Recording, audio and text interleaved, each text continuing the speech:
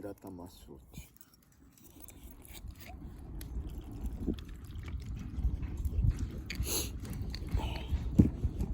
風が出てきました。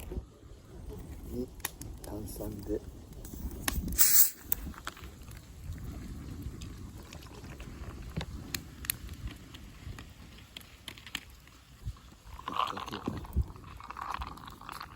今焚き火はこんな感じで、風がちょっと出てきました。お疲れ様です。乾杯。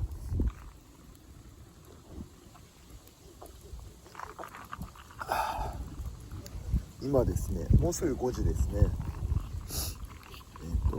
軽くですね、今日は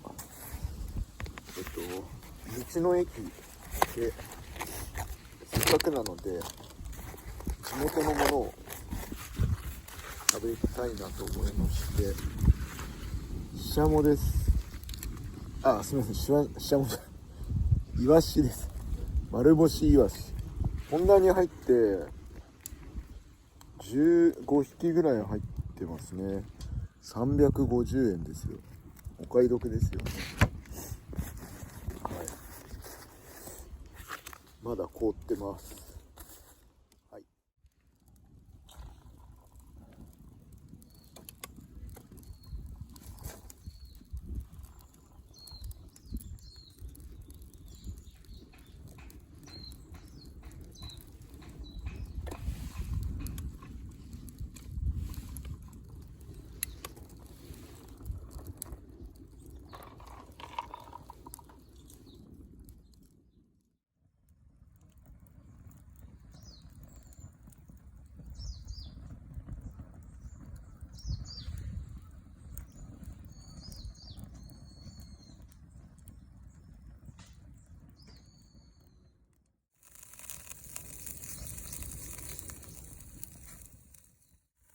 うまそうだな。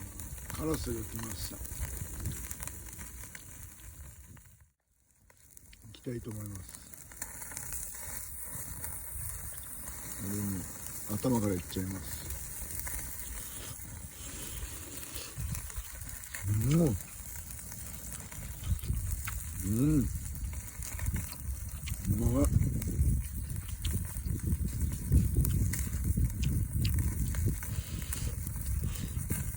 め